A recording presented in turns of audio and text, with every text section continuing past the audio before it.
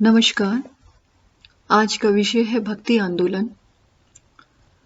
भक्ति आंदोलन भाग 1 में विद्यार्थियों हम भक्ति आंदोलन के कुछ प्रमुख संतों के बारे में हमने चर्चा की थी।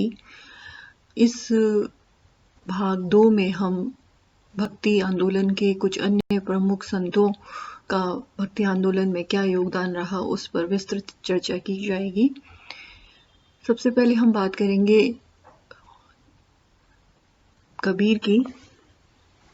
कबीर सिकंदर लोदी के समकालीन थे।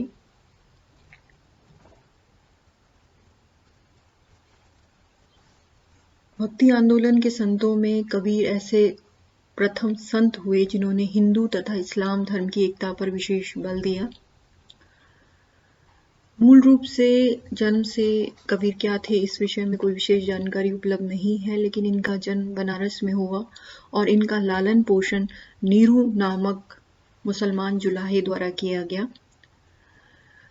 चूंकि ये निर्गुण विचारधारा के संत थे तो इन्होंने निराकार ईश्वर की सर्वोच्चता में विश्वास ये करते थे और ये केवल एक मात्र भक्त ही नहीं, समाज सुधारक भी थे। इन्होंने समाज में व्याप्त कुरीतियों का डटकर विरोध किया, अंधविश्वासों और बाह्य कर्मकांडों की कटु आलोचना की। धर्म के क्षेत्र में कबीर के विचार अत्यंत क्रांतिकारी और प्रगतिशील थे।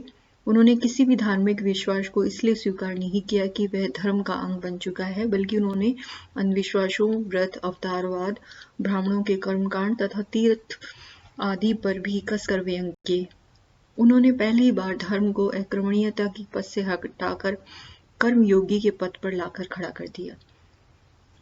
उन्होंने वेदांत तथा कुरान दोनों की ही उपेक्षा की।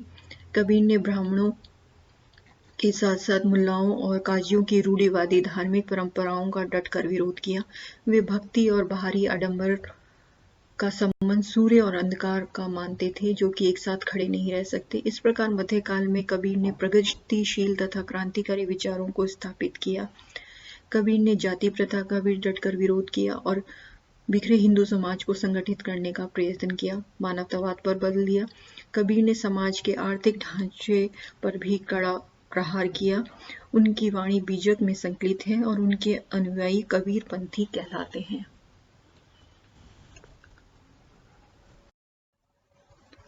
भक्ति आंदोलन के दूसरे संत गुरु नानक हैं।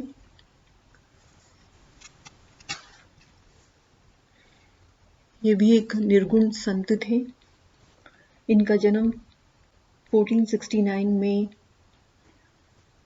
खत्री परिवार में तलवंडी में हुआ था, जो अब ननकाना के नाम से जाना जाता है तथा पाकिस्तान के शेखुपुरा जिले में है। एकेश्वरवाद तथा मानव मात्र की एकता गुरु नानक के मौलिक सिद्धांत थे। नानक ने जाति पाति, बाह्य आडंबर तथा ब्राह्मणों और मुल्लाओं की श्रेष्ठता का विरोध किया। मार्गदर्शन के लिए वे गुरु की अनिवार्यता को पहली शर्त मानते थे। कबीर की भांति मूर्ति पूजा, तीर्थ यात्रा तथा धार्मिक आडंबरों के कट्टर विरोधी थे, किंतु कर्म एवं पुनर्जन्म में वे विश्वास रखते थे। गुरु नानक ने निराकार ईश्वर की कल्पना करी और इस निराकार ईश्वर को उन्होंने अकाल पुरुष की संज्ञा दी।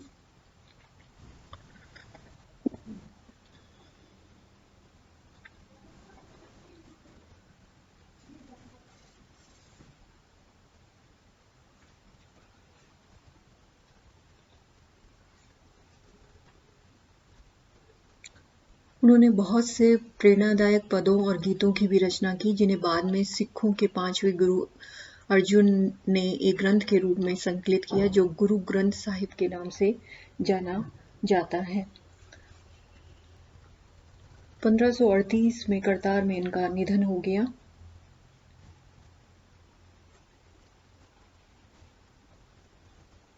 अगली प्रमुख संत जो कि भक्ति आंदोलन की रही वह थी मीराबाई। 16वीं शताब्दी के भारत की एक महान महिला संत थी। ये मेड़ता के राजा रतन सिंह राठौर की इकलौती संतान थी और इनका विवाह राणा सांगा के पुत्र भोजराज के साथ हुआ था। मीरा भगवान कृष्ण की भक्ति तथा राजस्थानी और ब्रज भाषा में गीतों की उन्होंने रचना की। मीरा ने अपने काव्य में कृष्ण को प्रेमी, सहचर और अपना पति मानकर चित्रित किया।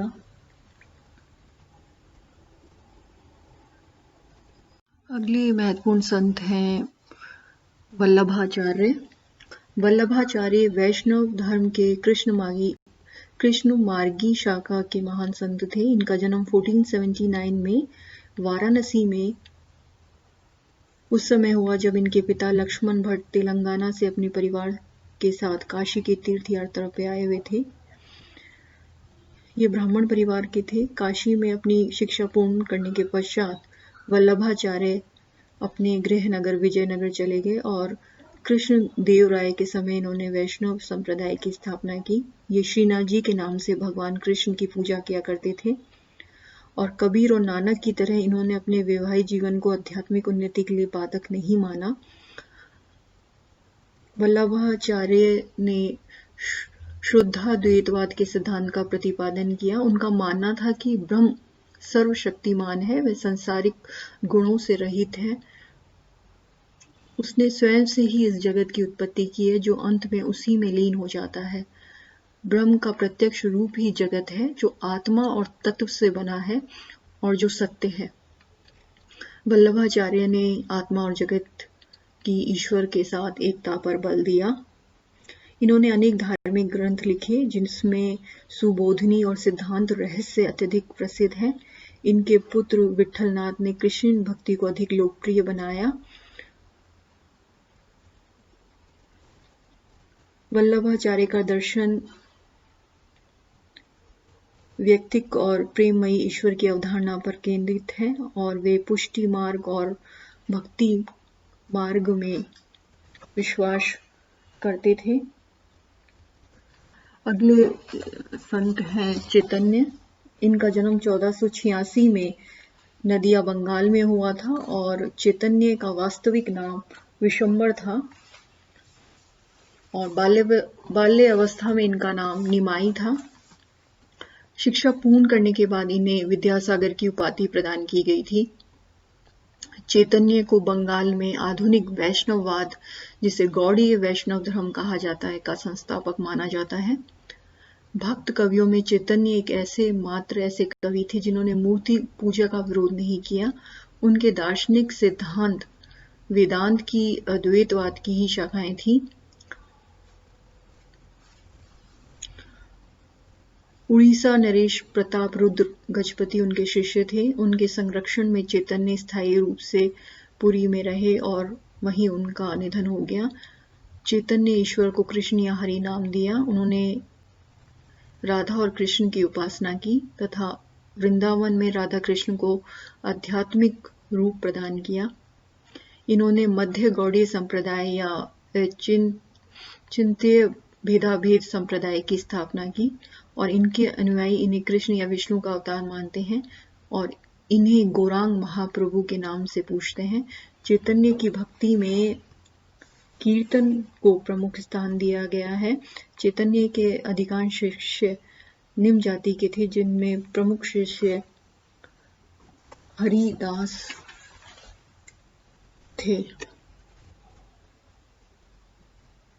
अगले प्रमुख संत हैं नामदेव। नामदेव मध्यकाल में महाराष्ट्र के भक्ति आंदोलन के सबसे महान संत थे। जाति से दर्जी थे और 15वीं शताब्दी के प्रथम अर्धांश में हुए थे।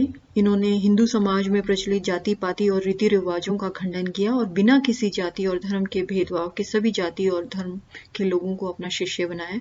इनके कुछ शिष्य मुसलमान भी थे जो बाद में धर्म परिवर्तन कर हिंदू बन गए। अपने समकालीन भक्ति संतों की भांति नामदेव भी एक ईश्वर में आस्था रखते थे और मूर्ति पूजा और धार्मिक कर्मकांडों के विरुद्ध थे। उनका मानना था कि भगवत प्रेम और भक्ति के द्वारा ही मोक्ष की प्राप्ति की जा सकती है।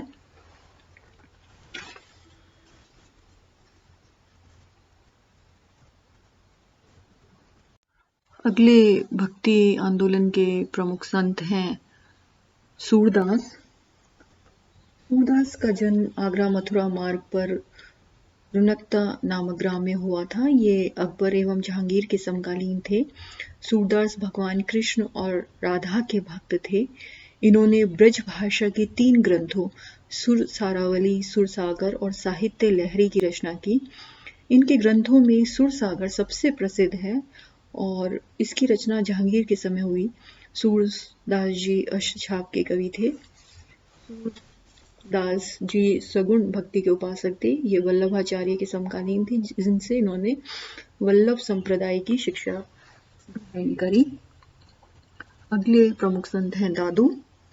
16वीं शताब्दी में दादू भी भक्ति आंदोलन के एक महान संत हुए। इनका जन्म 1544 में अहमदाबाद में हुआ था और इनकी मृत्यु 1603 में राजस्थान के नारायण गांव में हुई थी।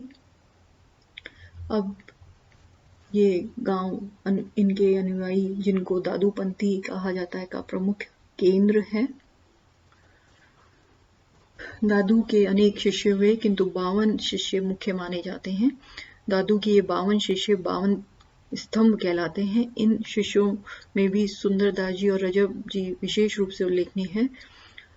दादू पंथ की प्रधान गद्दी नारायणा मानी जाती है। दादू के विचार दादू दयालरी वाणी तथा दादू दयालरा दूहा नामक ग्रंथों में सुरक्षित हैं, जिन्हें इनके शिष्यों द्वारा संकलित किया गया। इन ग्रंथों के अध्ययन से दादू के विचारों और सिद्धांतों की जानकारी प्राप्त हो जाती है। कबीर की तरह दादू भी ब्रह्म को पर ब्रह्म, स्वयंभू और परम ज्योति रूप और निराकार मानते हैं। इनका मानना है कि ईश्वर अत्यंत दयालु है और वह सब जगह समाया हुआ है।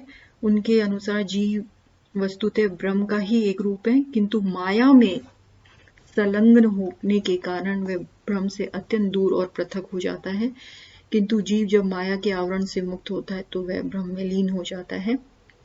दादू ने भी कबीर की भांति ही गुरु की महिमा पर बड़ा बल दिया है। उनके अनुसार उस निराकार और सर्वव्यापी ब्रह्म को प्राप्त करने के लिए गुरु ही मार्गदर्शक होता है और वह अपनी ज्ञान रूपी नौका द्वारा शिष्यों को भव सागर से पार उतारता है। अगले प्रमुख संत हैं तुलसीदास जी। तुलसीदास जी मुगल शासक अकबर के समकालीन थे। इनका जन्म 1523 में बांदा जिले के राजापुर नामक ग्राम में हुआ था। ये राम के भक्त थे।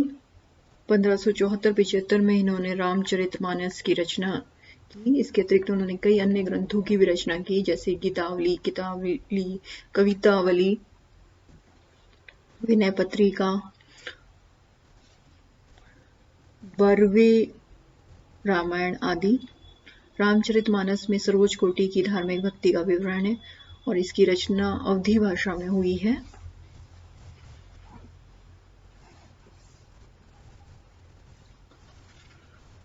धन्यवाद।